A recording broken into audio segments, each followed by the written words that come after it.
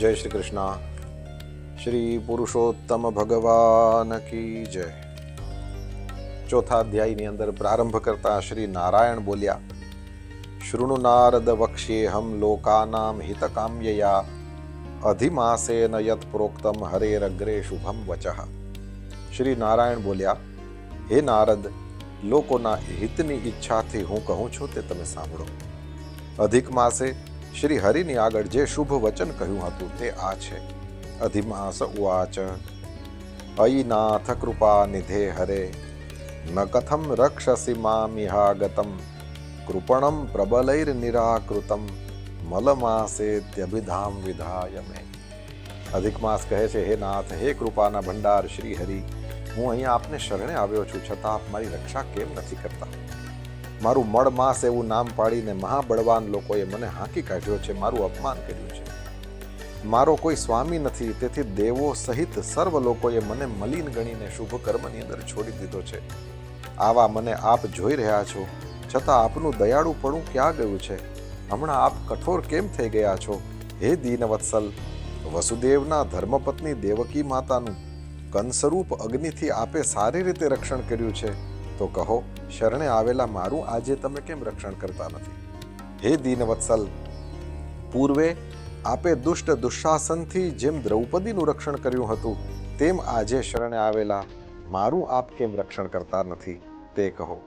હે દીનવત્સલ, આપે યમુનાના ઝેરી પાણીથી ગોવાળો તથા પશુઓનું જેમ રક્ષણ કર્યું હતું, તેમ આજે આપને શરણે આવેલા મારું આપ રક્ષણ કેમ કરતા નથી તે કહો.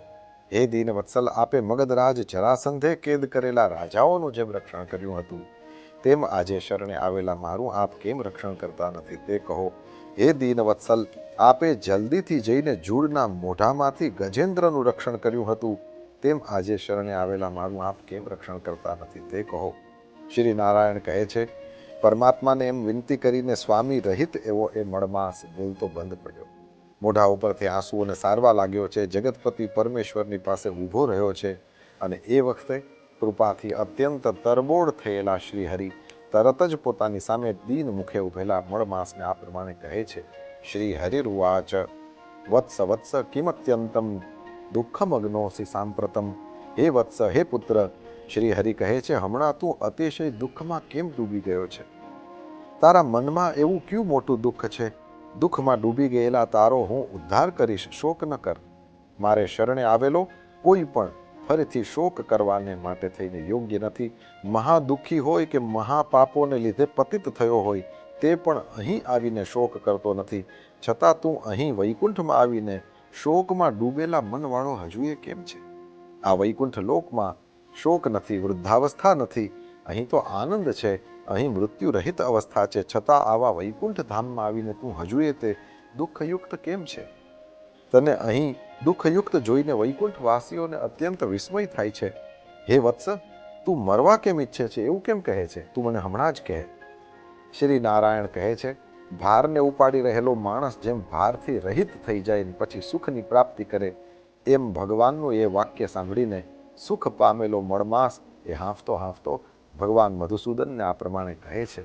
અજ્ઞાતમ કિંચિન નૈવાસ્તિ સર્વત્ર ભગવંસ્તવ આકાશૈવ સર્વત્ર વિશ્વમ વ્યાપ્ય વ્યવસ્થિત. અધિક માસ કહે છે, પ્રભુ, હર કોઈ સ્થળે આપનું અજાણ્યું કંઈ છે જ નહીં. જેવી રીતે આકાશ હોય એવી રીતે આકાશની પેઠે આપ આખા વિશ્વમાં વ્યાપી રહેલા છો. વળી આપ સ્થાવર જંગમ સર્વમાં વ્યાપક સ્વરૂપે રહીને સર્વના સાક્ષી છો, તેથી સઘળું જોઈ રહ્યા છો. આપ કૂટસ્થ, નિર્વિકાર અને અસંગ પણ છો. આપ વિશે સર્વ પ્રાણી પદાર્થો વ્યવસ્થાપૂર્વક રહેલા છે. હે જગતના નાથ, આપના વિનાની કોઈ વસ્તુ છે જ નહીં. છતાં આપ મારું દુઃખ નથી જાણતા? મહારાજ, આપ જાણો જ છો, તો પણ મારા દુઃખનો આ જે ઢગલો છે એ હું આપને કહું છું. એવું દુઃખ આપે કોઈનું નહીં સાંભળ્યું હોય અને જોયું પણ નહીં હોય.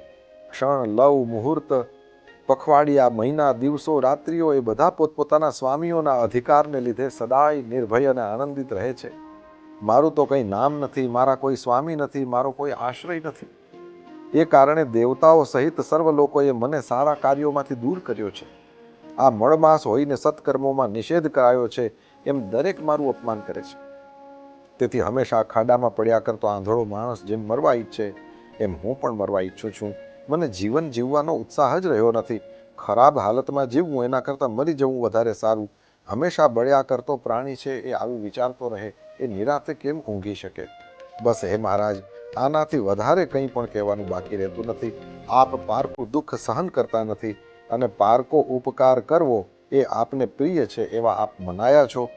વળી વેદોમાં પુરાણોમાં પણ આપ પુરુષોત્તમ તરીકે પ્રસિદ્ધિ પામ્યા છો. તો પોતાનો ધર્મ વિચારીને આપને જે ગમે તે પ્રમાણે કરો. હવે આપ મહાન પ્રભુને હું વારંવાર કંઈ કહેવાનું નથી. એમ વારંવાર કહીને મળમાસ બોલતો બંધ થયો અને પછી તો હે નારદ, શ્રી લક્ષ્મીપતિ પ્રભુની સામે આમ એકદમ બેભાન થઈને તે પછડાઈ પડ્યો. એ વેળા તેને ત્યાં પડી ગયેલો જોઈને આખી સભાને અત્યંત વિસ્મય થયો છે. શ્રી નારાયણ કહે છે કે અધિક માસ એમ કહીને વિરામ પામ્યો એટલે શ્રી વિષ્ણુ ભગવાન અતિશય કૃપાથી વ્યાપ્ત બની એના દુઃખથી પોતે પણ દુઃખી થઈને ચંદ્રના કિરણો જેમ શાંત કરે તેમ મળમાસને શાંતિ પમાડતા મેઘના જેવા ગંભીર અવાજથી સુંદર એવું વચન બોલ્યા છે.